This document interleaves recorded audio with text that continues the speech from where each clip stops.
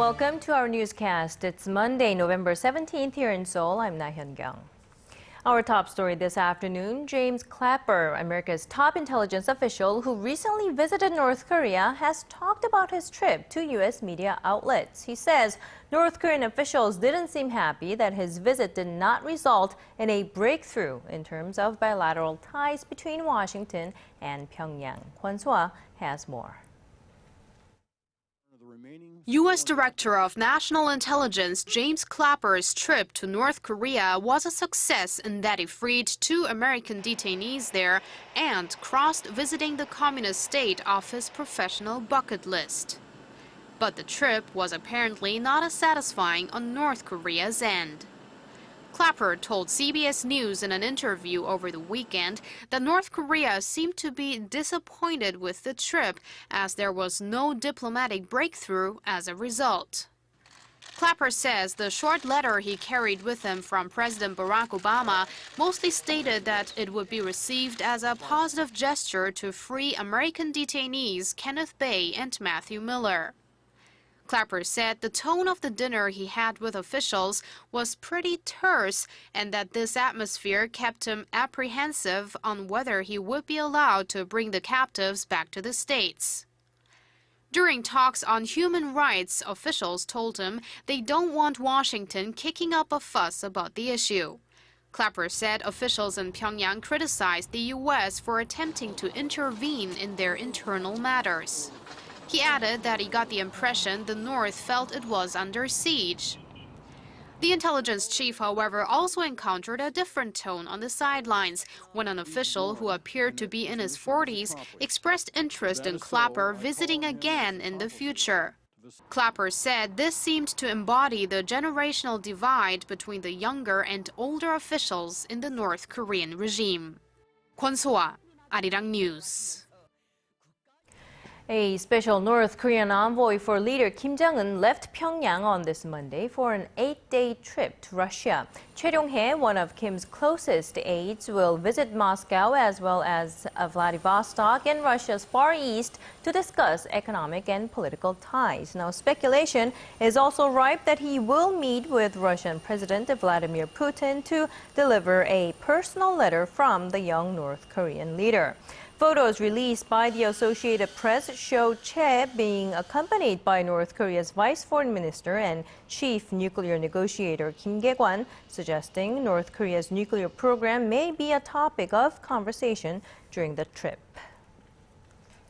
The Sino-North Korean ties were once rosy, but are said to have gotten worse since Kim Jong-un assumed power in the North a few years ago.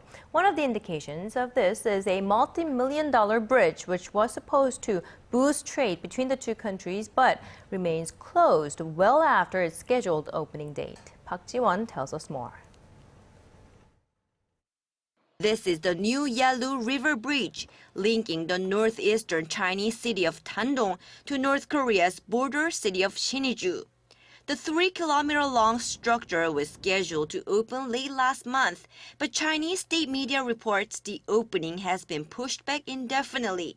China footed the entire cost of the $350 million project, expecting the bridge to boost bilateral trade. But after 4 years of work, facilities and roads linking the bridge into the border cities remain unfinished. Satellite images taken in September also show that North Korea hasn't started building customs facilities. Compared to pictures taken in October of last year, we see no improvements at all. In fact, some buildings have been torn down during the time. China and North Korea delayed laying roads linking the bridge to the cities because Beijing is not happy with Pyongyang's nuclear programs, and North Korea is unhappy with its current relationship with Beijing. I don't think the bridge will open until the latter half of next year. Watchers say the hold-up completing the bridge, which was supposed to handle some 80% of goods passing between both countries, reflects the sour relations between the once strong allies. Park Ji-won, ARIRANG News. Washington says U.S. forces Japan will automatically be deployed to the Korean Peninsula in the event of a contingency without prior consultation with Tokyo. Citing a statement released by the U.S. State Department, Seoul-based Yonhap News Agency reported Monday that Washington is prepared to carry out all obligations under its bilateral security treaty and joint operational plans with South Korea. The statement contradicts Japanese Prime Minister Shinzo Abe's remarks at a parliamentary session in July, where he said U.S. forces Japan must seek Tokyo's understanding before sending Marines to the Korean peninsula. Now, U.S. President Barack Obama has condemned it as an act of pure evil. Islamic State militants have released another video showing the decapitated head of a man confirmed to be 26-year-old aid worker Peter Kasich. Now, he was a former U.S. soldier who returned to the region to help refugees through his aid group Sarah and was captured by militants in Syria last October. President Obama honored the Muslim convert, who also went by the name of Abdul Rahman Kasich, as a humanitarian who worked to save the lives of Syrian injured and dispossessed by the Syrian conflict, unlike IS, whom he said was bent only on sowing death and destruction. Now, President Park Geun-hye is now back on Korean soil after attending this year's APEC summit and a G20 meeting. During the 9-day trip, the president finalized two free trade negotiations. ARIRANG's presidential office correspondent Choi Yoo-sun tells us more. Following a 2.5-year tug-of-war, President Park Geun-hye meeting her Chinese counterpart on the sidelines of the APEC Beijing summit announced the conclusion of Korea-China FTA negotiations. 글로벌 경기 회복이 지연되고 저성장 국면이 지속되고 있는 세계 경제에도 반가운 소식이 될 것이라고 생각합니다. By finalizing a free trade deal with its biggest trading partner, Korea hopes to reduce $5.4 billion in annual tariffs and to accelerate entry into China's consumer goods and domestic markets. Another long-awaited deal, Korea's FTA with New Zealand, was finalized and announced by the two countries' leaders on the sidelines of the G20 Brisbane summit. Korea has secured a greater voice in multilateral trade talks, having concluded FTAs with 10 out of the 12 countries participating in the U.S.-led free trade network, the Trans-Pacific Partnership, and 16 of 21 Asia-Pacific Economic Cooperation members. On the diplomatic front, President Park maintained a balance in relations with Korea's key partnering nations, talking about ways to boost cooperation on the North Korean nuclear issue with both of the G2 leaders. She also sought ways to thaw relations with Tokyo, agreeing with her Japanese counterpart to move forward on talks over resolving Japan's wartime sex slavery of Korean women and expressing hopes for a trilateral leaders summit with China and Japan. 영내의 평화와 번영에 기여하는 길은 바로 이와 같은 실질적 협력을 강화하는 것이라고 생각합니다.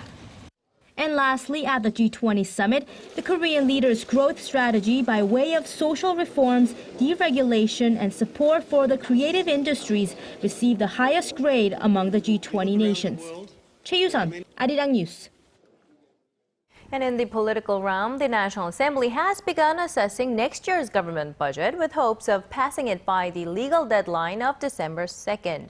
Ruling Centre Party lawmakers are focused on allocating the $340 billion budget to revive the economy and improve people's livelihoods. The main opposition New Politics Alliance for Democracy is, in the meantime, trying to steer talks more toward welfare issues and hopes to trim about $4.5 billion in spending. Aside from reviewing next year's budget, the two rival parties are also trying to settle their differences on a set of economic bills so they too can be passed by December 2nd.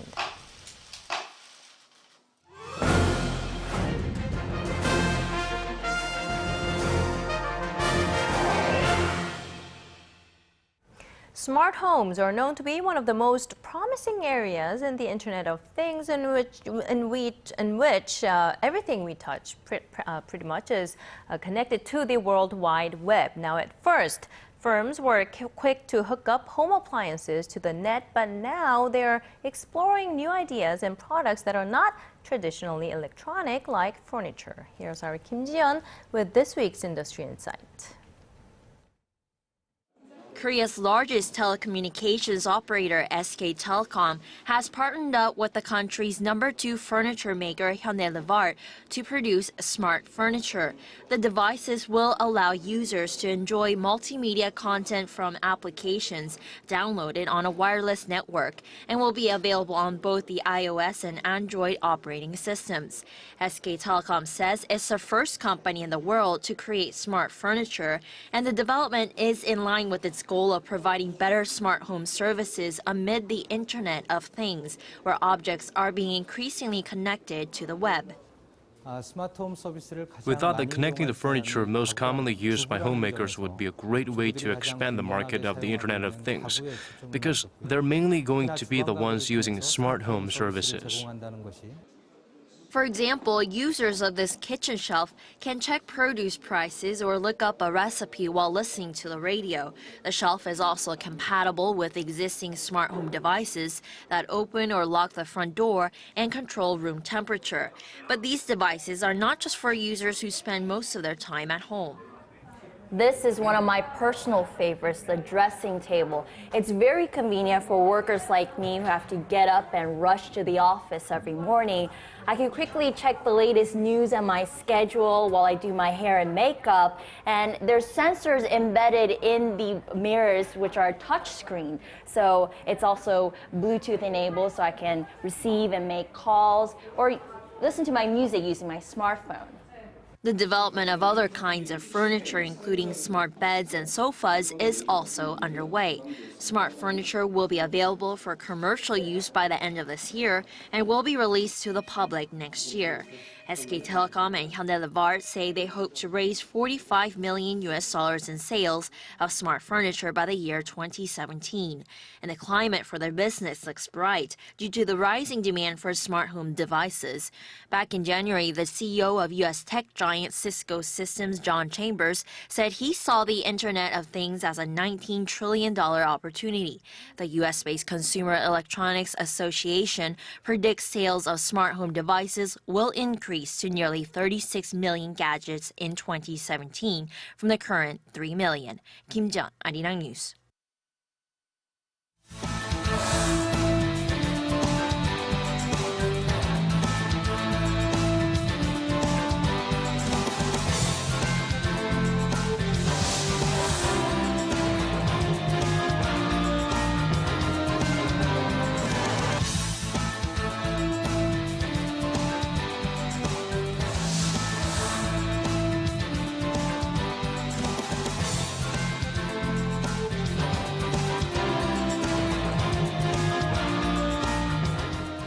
The Shanghai-Hong Kong Stock Connect program has opened up on this Monday. Global investors who previously had no access are reportedly pouring money into China's stock market on the first day of trading.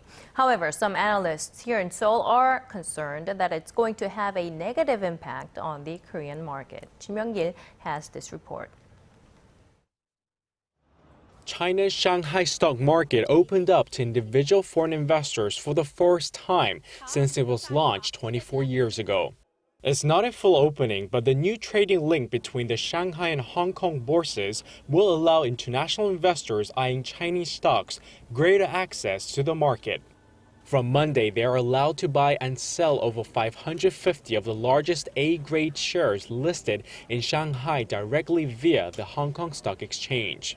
By midday, global investors bought a total of $1.2 billion of Chinese stocks, accounting for 82% of the $2.1 billion daily quota, while the demand for Hong Kong stocks from mainland investors accounted for 11% of the quota.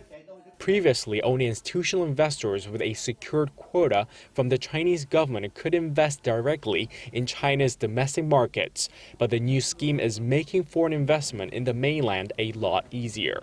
And the overseas investors are already flocking in. Around 150,000 people opened investment accounts in just one day.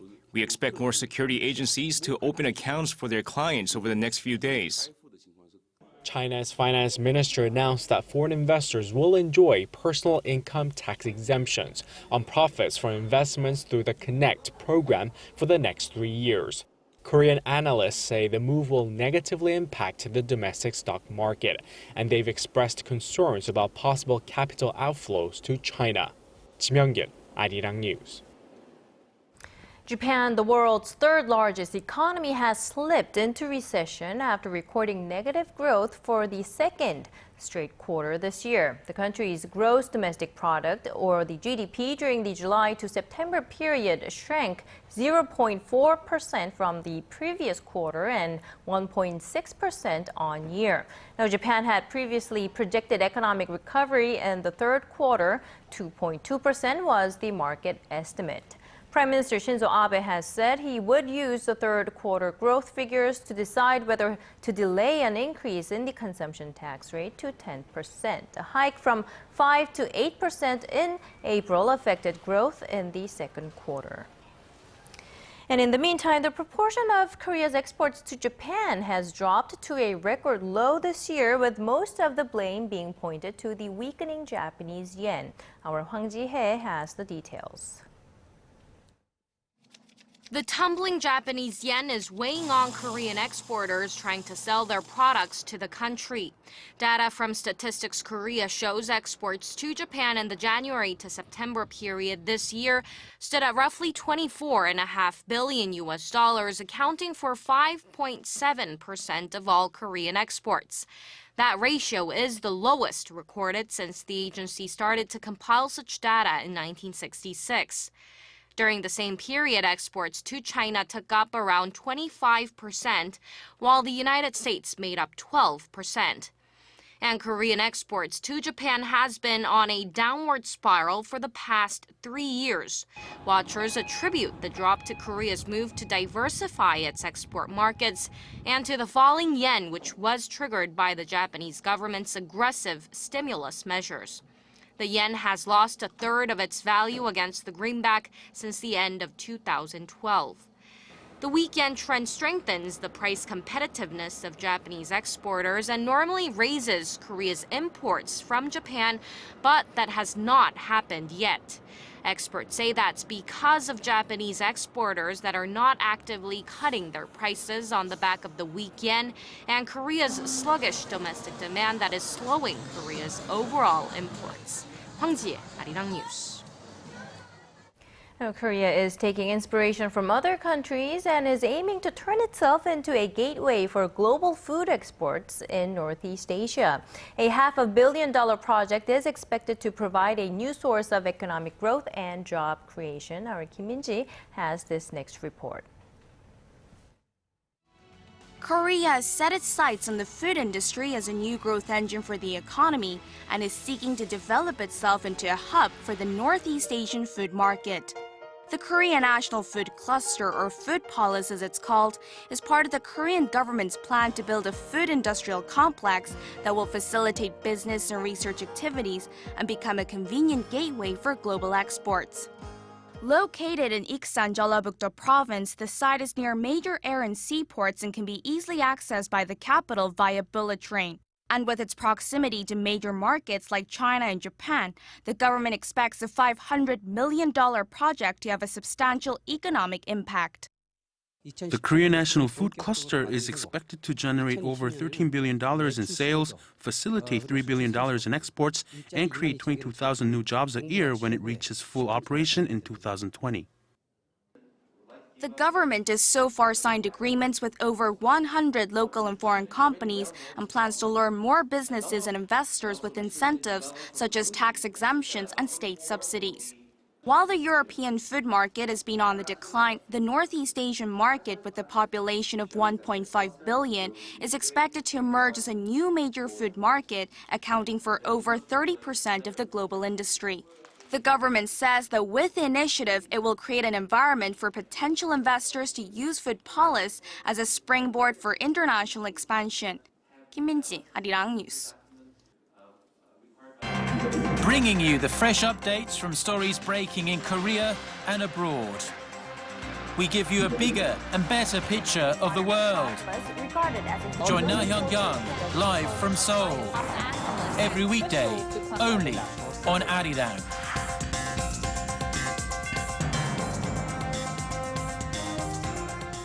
In health news, more than 17 million people die each year globally from cardiovascular diseases. And while modern medicine has made surviving a heart attack much more likely, new research suggests more can be done to make sure victims don't suffer another. Connie Lee has more.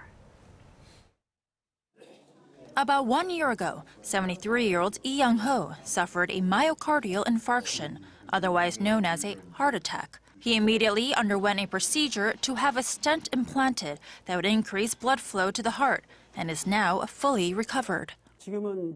I do aerobic exercises almost every day and don't have problems carrying out daily activities. However, in another case, a 60-year-old man died 2 weeks after suffering a heart attack and having a similar stent procedure. So why did one person survive while the other didn't? It comes down to the arteries around the one that first caused the heart attack.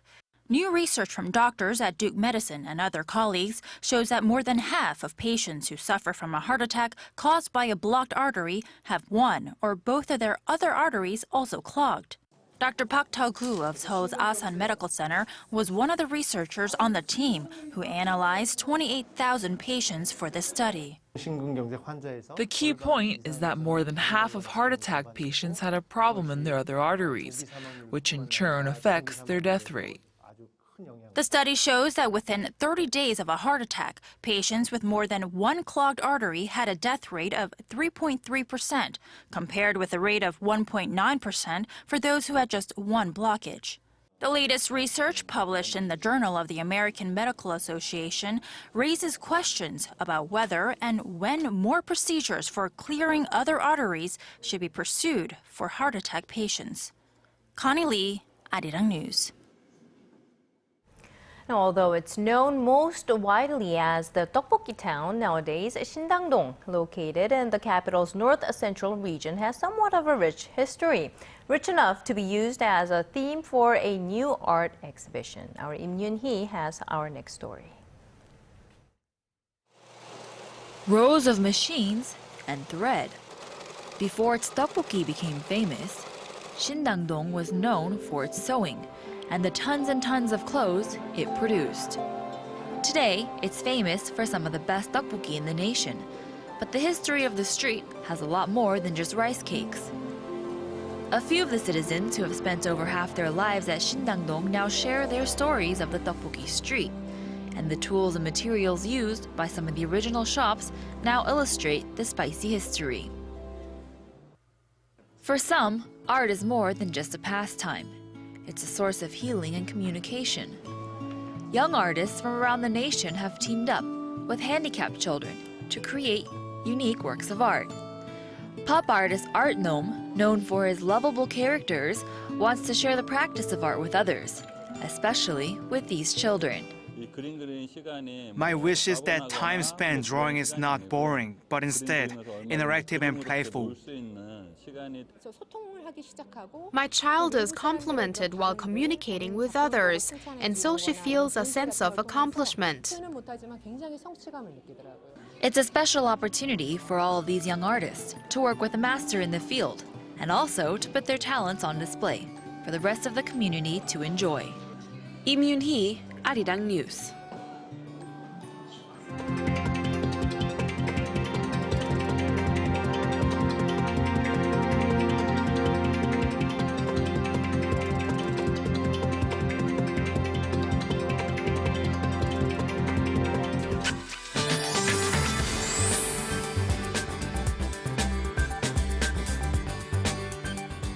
Good afternoon, I'm Michelle Park here with the latest weather forecast. Although the rain has cleared and the sun is out nationwide, but strong winds are expected, so things will feel much colder today. Now, dry weather conditions continue as well, with the dry weather alert in effect over in the east coastal regions and both Gyeongsang-do provinces. Now, although we started off with a cold morning, temperatures are on the rise with some regions topping out into the teens. However, we'll cool down this evening, and by tomorrow, Seoul can expect the lows below the freezing point. And to our readings for today, Seoul will peak at 11 this afternoon. Meanwhile, the southern cities such as Gwangju and Busan will reach up to 13 and 16 degrees. And to other regions, Jeju peaks to 14, while Dokdo hits 10, while Nangang will be a bit higher at 12 degrees. Well, that's all for now. Michelle Park. Now here's a look at the weather conditions around the world.